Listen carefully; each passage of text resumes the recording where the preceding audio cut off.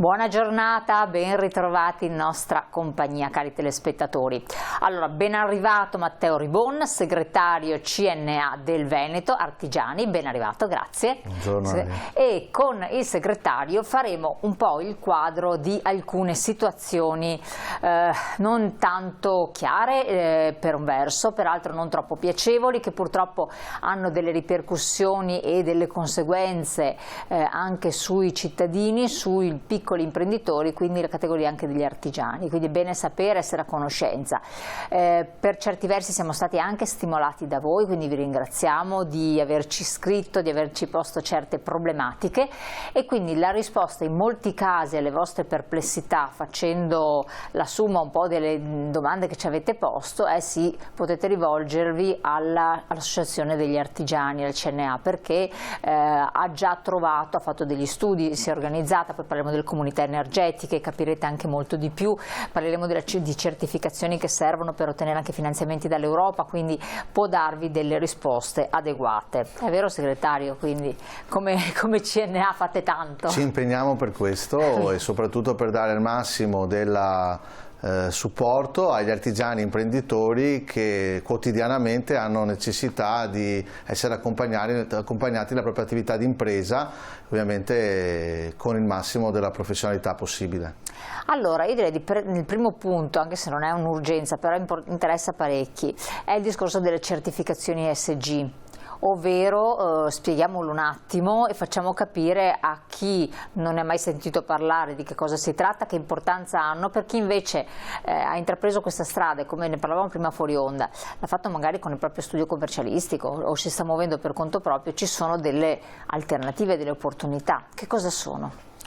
Beh, è tutto legato al grande tema della sostenibilità che è prevista dall'agenda ONU 2030 fino al 2030, con l'obiettivo di indicare alcune azioni che devono essere fatte per rendere più sostenibile le imprese in un'ottica di sostenibilità complessiva. Su questo, per semplificare al massimo, esistono delle certificazioni che sono già codificate, che però molto spesso sono a misura di grande impresa. Quindi sono certificazioni? Certificazioni previste che... E richieste da chi in modo particolare? Perché uno deve ancora farsi altre certificazioni? Allora, sono previste nell'ambito ovviamente di certificazioni internazionali o europee che consentono in qualche maniera di partecipare a appalti pubblici, a dinamiche strutturate, oppure all'interno di alcune filiere produttive che vengono richieste in maniera obbligatoria. Una di queste filiere importanti è ad esempio il mondo della moda, che da tempo richiede alcune tracciabilità rispetto alla sostenibilità dei propri prodotti e della propria filiera, e che quindi si è già attrezzata in questa direzione.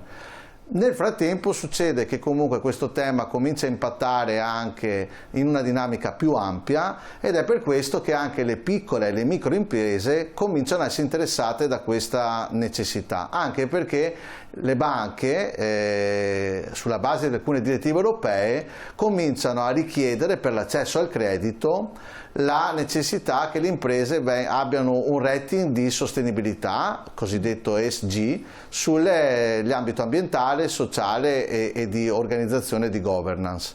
Quindi la banca dice: ti do questi finanziamenti, quindi, oppure puoi accedere solo se tu mi presenti questo ESG, questa certificazione che attesta però che dentro l'azienda certe cose si sono state fatte. Certo. Quindi è indolore oppure no per le nostre aziende artigiane, per quel che è sua conoscenza? Diciamo che è indolore rispetto alla messa in evidenza di cose che si fanno già.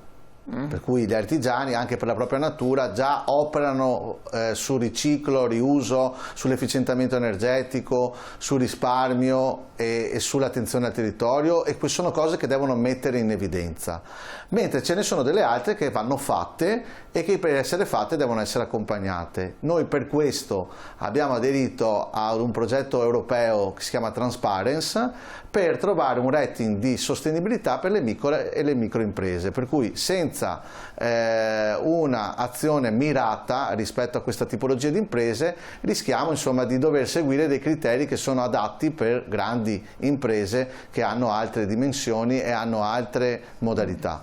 Su questo ormai sono state coinvolte circa 5.000 imprese nel territorio veneto principalmente, non solo, e attraverso anche il supporto di CRIF è stata creata una piattaforma per arrivare attraverso un questionario ad uno score, diciamo ad una valutazione di ritorno del livello di sostenibilità delle imprese. Quindi questa è un'azione di cui noi stiamo accompagnando molte imprese e di cui i risultati sono anche molto più positivi di quelli che pensiamo, nel senso che le nostre imprese sono messe abbastanza bene in questa strada, molto spesso non sanno di avere o di fare delle azioni che vanno in questa direzione, cioè non le comunicano, non ne sono pienamente consapevoli, e su altri si può sempre migliorare, però diciamo che l'azione è quella di mettere in evidenza, anche perché serve anche dal punto di vista del rapporto con i clienti, con i fornitori e soprattutto anche col mondo bancario.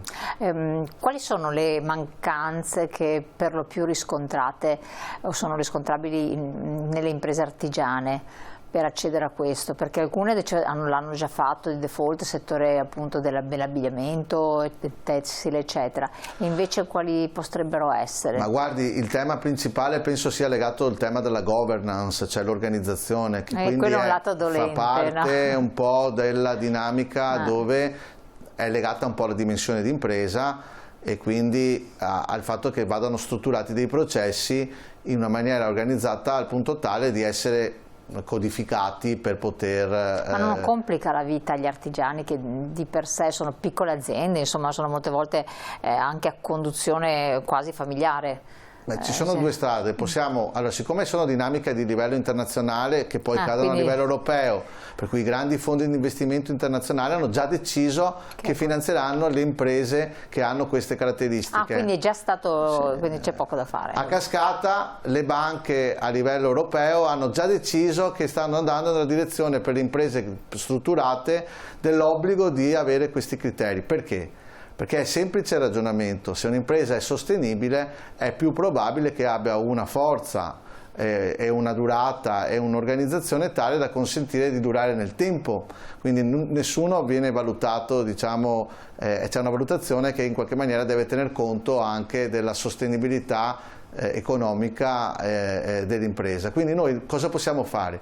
Invece che subire, proviamo ad accompagnare per reagire, o meglio dimensionare questo tema rispetto alla tipologia delle imprese che abbiamo, perché altrimenti il rischio è che se invece non c'è un'azione specifica per le piccole e le micro imprese e non viene accompagnato questa valutazione, come stiamo cercando di fare, e si adottino dei criteri che valgono per la grande e vadano applicati anche per la micro e la piccola, cosa che non è possibile. L'abbiamo già visto con Basilea, abbiamo già visto con altre questioni, che il rischio è sempre quello di arrivare alla coda e poi essere obbligati noi dobbiamo anticipare le azioni. Su questo l'Europa ha un ruolo molto importante. Infatti, che tipo di responsabilità ha però l'Europa? Perché molte volte non tiene conto delle realtà più piccole, no? Abbiamo visto nei vari settori che sono un po' una caratteristica tipica italiana.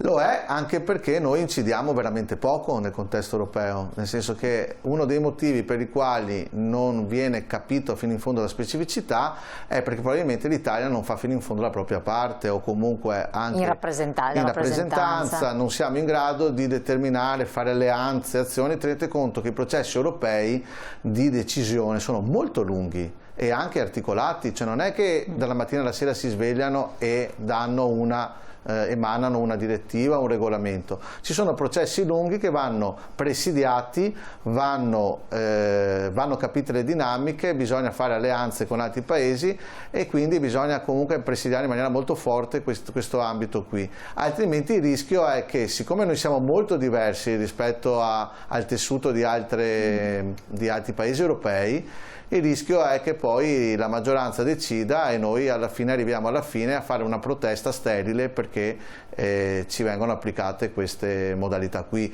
Quindi ecco, io cercherei di lavorare per avvicinare l'azione, pur sapendo che comunque sia siamo un contesto particolare e come Veneto ancora di più abbiamo la necessità di avere delle azioni o comunque di avere delle specificità che ci rappresentano. Non possiamo essere omologati ad altri territori. Il settore artigiano nel caso specifico, visto che rappresenta un ambito importantissimo della nostra economia, trasversalmente in tutti i settori in cui si esplica tra l'altro, ha una buona, secondo voi, rappresentanza a livello europeo e quindi può farcela in qualche modo, oppure è come un po' il discorso della pesca, no? Si rischia di annaspare. Su questo noi abbiamo una rappresentanza europea che si chiama SME United, che è una rappresentanza articolata trasversale tra le associazioni di categoria e rappresenta le micro e le piccole imprese. Sono di settori anche legati non necessariamente all'artigianato e questo può aiutare comunque a dimensionare, perché il ragionamento dimensionale in Europa conta molto, nel senso più che specifico dell'ambito artigianale, commercio o piccole imprese. La dimensione dell'impresa conta molto, è quello che un po' determina anche le azioni.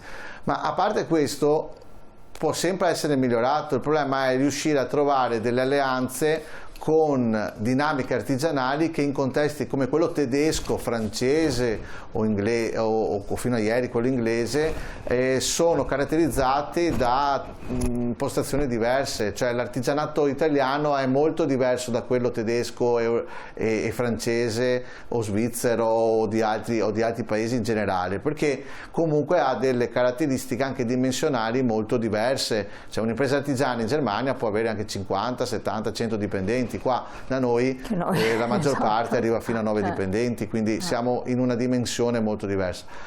Non è mai abbastanza, ma soprattutto il tema è non solo quello della rappresentanza datoriale, come nel nostro caso, anche alleata con altri paesi, ma quello di far capire ai rappresentanti italiani in Europa e non, che questa specificità va tutelata e va valorizzata. Questo è il grandissimo sforzo che avremo anche nei prossimi giorni, visto e considerato che si andrà a rinnovare poi il Parlamento europeo. Bravo, infatti era quello un po' il discorso. Solo una cosa, il cosiddetto rating ESG, che cos'è? Allora, è una valutazione che su una base di un questionario molto ampio di richieste rispetto ai 3 elementi, per cui ambientale, sociale e di governance, va a indicare come è messa un'azienda in termini di sostenibilità. E questo viene parametrato poi anche rispetto ai valori generali, dei criteri che sono stati stabiliti, ma può aiutare l'impresa a capire anche a che livello è e dove può migliorare.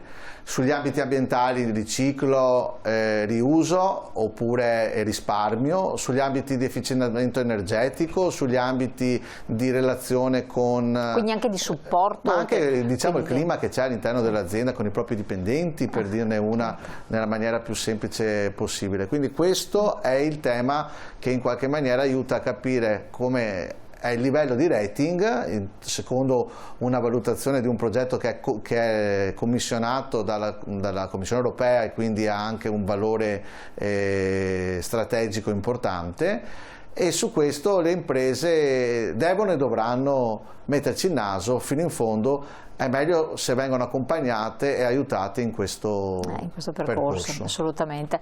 Allora segretario, un attimo ci interrompiamo, anche voi cari telespettatori, restate però sempre con noi su canale 19 perché c'è la pubblicità adesso, quindi tra poco ci rivediamo insieme.